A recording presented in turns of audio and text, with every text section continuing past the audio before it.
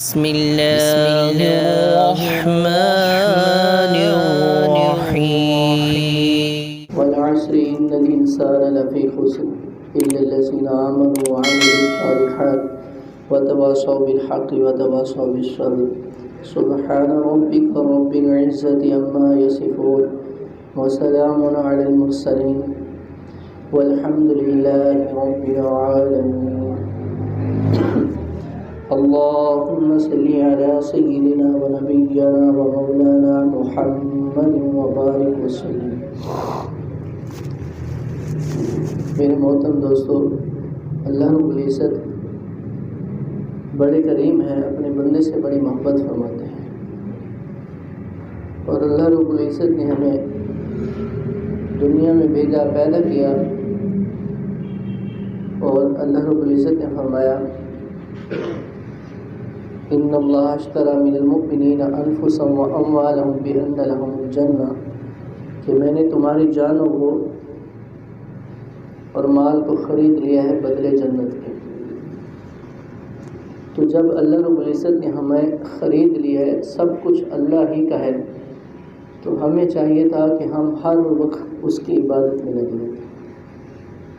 اس کی مرضی کے مطابق زندگی گزارتے، ایک سیکنڈ بھی ہم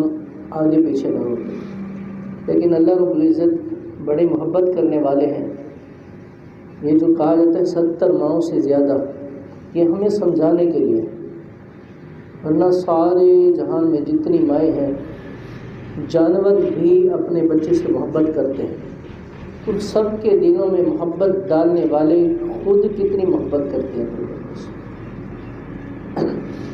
یہ دیکھ لیں کہ 100 سال ہم گناہ کریں اور ایک کافر ہے ساری زندگی کفر میں گزار دی، ایک مرتبہ اس نے کہا یا اللہ مجھے معاف کر دے، اللہ فرماتے میں تو تیری انتظار میں تھا، میں نے معاف فرما دیا. تو ہمیں اللہ رب العزت نے بنایا ہے، لیکن اللہ پاک نے فرمایا کہ یہ جسم بھی تمہارا، سب کچھ تمہارا ہے،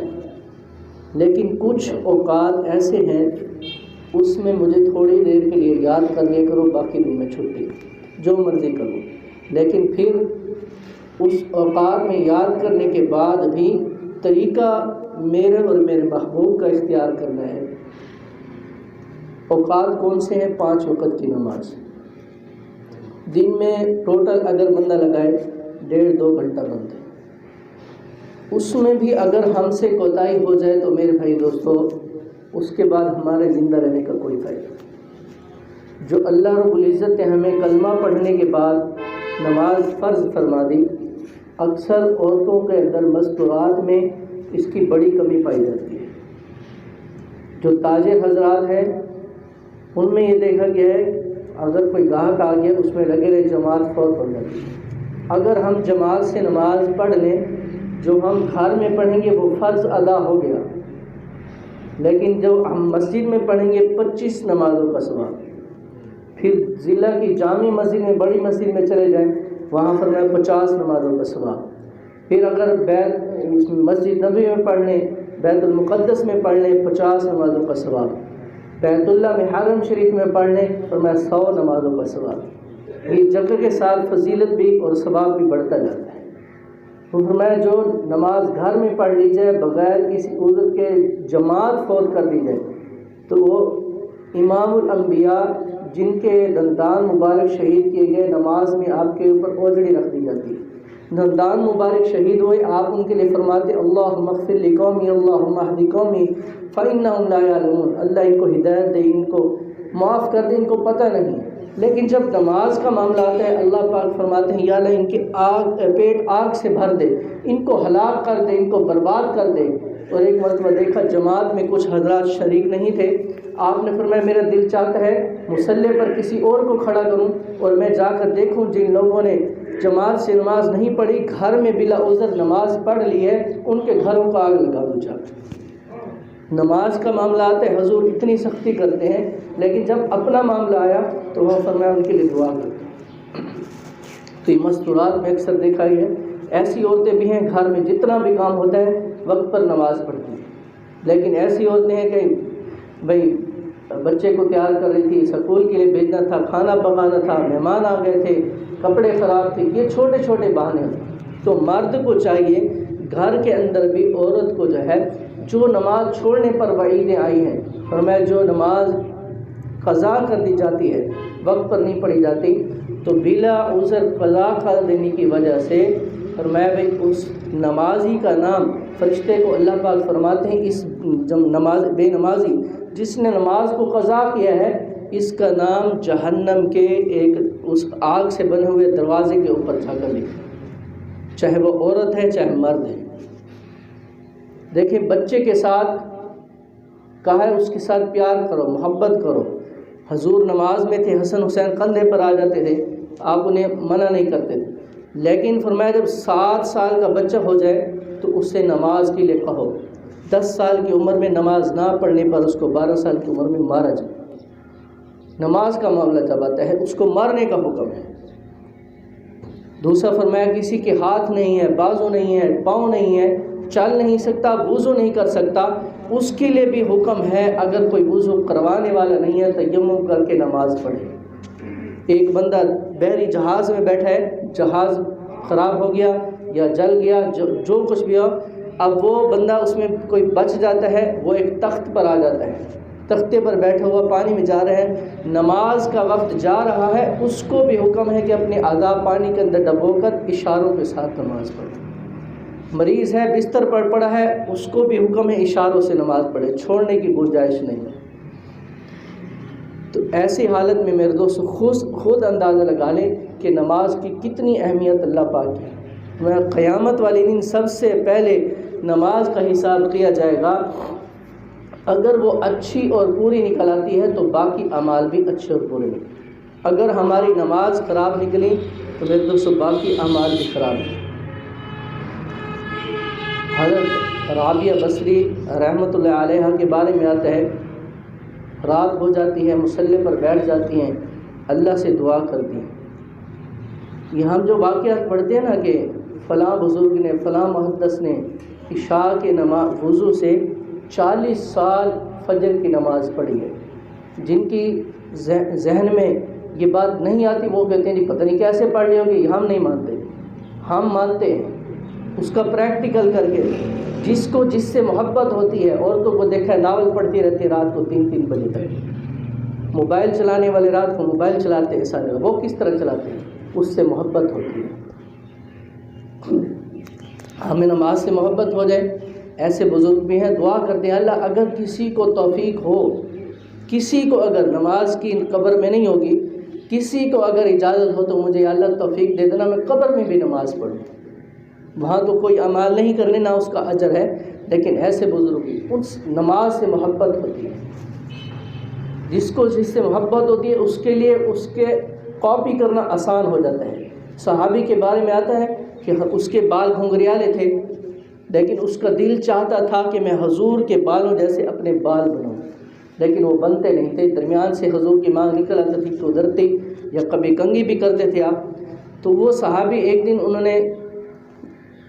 سیخ گرم کی آگ کے اندر اٹھا کر اپنے سر کے درمیان میں پھیر لی، تکلیف بھی برداشت کی۔ اس کو پھر کچھ دیر بعد آرام افاقہ ہوا تو دیکھا اب اس کے مانگ جو ہے خود قدرتی طور پر وہاں سے بال جل چکے تھے، اب اس کا سر جو ہے اس کے بال حضور کے بال سے مشابہت اختیار کر رہے تھے، وہ اس پر خوشی محسوس کر رہے تھے۔ روایات میں لکھا ہے کہ وہ یہ عمل کر کے خوشی محسوس کر رہے تھے، تکلیف بھی برداشت کی، سر بھی جلایا، لیکن انہوں نے اس بات پر خوشی کی میرا جو سر ہے میرے محبوب کے سر جیسا ہو گیا۔ ان کے لیے یہ آسان ہوتا ہے۔ تو جو نماز پر بیٹھے ہوتے ہیں، نماز پڑھتے ہیں، ساری رات اللہ کی عبادت کرتے ہیں، ان کو نماز سے، اللہ رب العزت کی ذات سے، اعمال سے دلی لگاؤ اور محبت ہوتی ہے، وہ ساری رات باوضو ہو کر گزار دیتے ہیں۔ ان کی نیند میں بھی اللہ برکت ڈال دیتے ہیں، کچھ وقت کے لیے مصلی پر بیٹھ کر ہی وہ نیند پوری کرتے۔ رابعہ بصریہ کہتے ہیں کہ دعا کی انہوں نے عبادت کے لیے، یا اللہ سورج غروب ہو گیا، رات آ گئی ہے، ستاروں نے روشنی پھیلا دی ہے، پھر اپنے لیے اللہ پاک سے دعا مانگتے ہیں۔ اسی طرح حضرت فاطمۃ الزہرا آپ صلی اللہ علیہ وسلم کی لخت جگر، ان کا یہ رات کو بیٹھی ہیں، عشاء کی نماز پڑھی، مصلی بچھایا، 2 رکعت نفل پڑھی، قرآن کے اندر ایسی لذت آئی، قرآن پڑھتی رہی، سلام پھیرا، دعا کے لحاظ اٹھاتی ہیں، ادھر فجر کا نماز کا ٹائم داخل ہو جاتا ہے، سحر کا نماز کا وقت ختم ہو جاتا ہے، پھر دعا کرتی ہیں، یا اللہ آپ کی سردیوں کی رات اتنی چھوٹی ہو گئی ہے کہ میرے 2 رکعت صرف پوری ہوئی۔ یہ اس وقت دیکھیں، آج ہم باتیں کرتے ہیں، ہم اہل بیت سے محبت کرتے ہیں، صحابیات، زبانی محبت نہ ہو، ان کے واقعات دیکھیں، وہ کیسی عبادت کرتے تھے، کیسی اللہ کی بندیاں تھیں، اپنے کاروبار کام گھر کے۔ ایک صحابی آئے، یا رسول اللہ یہ مرد حضرات ہمارے سے اعمال میں آگے نکل جاتے ہیں، یہ آپ کے ساتھ جماعت میں شریک ہوتے ہیں، آپ کے ساتھ جنازہ گاہ میں جاتے ہیں، جنازہ پڑھتے ہیں، مردے کو دفن کرتے ہیں، ان کو اعمال زیادہ ہوتے ہیں، آپ کے ساتھ جہاد میں شریک ہوتے ہیں، آپ کے ساتھ دشمن کے ساتھ لڑتے ہیں کھڑے ہو کر، ہم ان سے پیچھے رہتے ہیں۔ حضور نے فرمایا بہت اچھا سوال کیا ہے۔ آپ نے فرمایا جو عورت گھر کے کاروبار کام انجام دیتی رہے، کھانا پکاتی رہے، اپنے خاوند کی ضروریات پوری کرتی رہے، اپنے والدین کی ضروریات پوری کرتی رہے اگر کنواری ہے، تو اللہ رب العزت ان مردوں کی برابر جو وہ اعمال کریں گے ان کے برابر اللہ رب العزت تمہیں بھی ثواب عطا فرما دے گا۔ اور فرمایا جو رات کو ماں اٹھتی ہے، بچے کو دودھ پلاتی ہے، اس کی نیند آگے پیچھے ہوتی ہے، اس کا تقاضا پورا کرتی ہے، اس کو کھانا کھلاتی ہے، رات کو اٹھ کر اس کی نیند خراب ہوئی، فرمایا وہ مجاہد جو دشمن کے ساتھ سینہ سپرد ہو کر رات کو سرحدوں پر پہرا دیتا ہے، اس کو جو اللہ رب العزت ثواب عطا فرماتے ہیں رات کو جاگنے کا، وہی ثواب اس ماں کو عطا فرما دیتے ہیں۔ یہ فضائل عورتوں کو نہیں پتہ ہوتے عام طور پر، ہم انہیں بتائیں، نماز چھوڑنے پر کیا وعیدیں ہیں ہم انہیں بتائیں گے جا کر۔ سارا دن بیچارے گھر کے اندر کام میں لگی رہتی ہیں، ان کو پتہ ہی نہیں ہوتا کہ ہم یہ جو گھر کا کام کر رہے ہیں اس کے ساتھ ہم اگر ذکر کرتے رہیں اس پر بھی ہمیں اجر و ثواب ملے گا۔ نماز چھوڑنے کی تو کسی صورت میں گنجائش نہیں، چاہے کپڑے ناپاک ہیں تب بھی نماز پڑھنی پڑے گی پاک کر کے، چاہے گھر کے اندر مہمان آ گئے ہیں، سارے 10 12 15 بندوں کو کھانا تیار کرنا ہے تب بھی نماز پڑھنی پڑے گی، چاہے رات کو کوئی گھر میں مہمان آ گئے ان کے لیے اٹھنا پڑ گیا، رات کو دیر سے سوئیں، فجر کی نماز پھر بھی پڑھنے کی گنجائش نہیں۔ ایسی عورتیں بھی ہیں جو گزری بھی ہیں اور اس وقت بھی ہیں، وہ اپنے گھر کے معاملات سارا بھی کرتی ہیں اور اپنے وقت پر نمازیں بھی پڑھتی ہیں، کیونکہ ان کو پتہ ہے کہ ہمیں نماز چھوڑنے پر کل کیا سزا ملے گی۔ آج ہم یہاں مسجد میں بیٹھے ہیں، کہیں سے ہمیں پتہ لگ جائے کہ چوہا نکل آیا ہے، ہم سارے ڈر کے ادھر ادھر ہو جائیں، حالانکہ وہ ہم سے ڈرتا ہے، ہم اس سے، ایک فطرتی چیز ہے،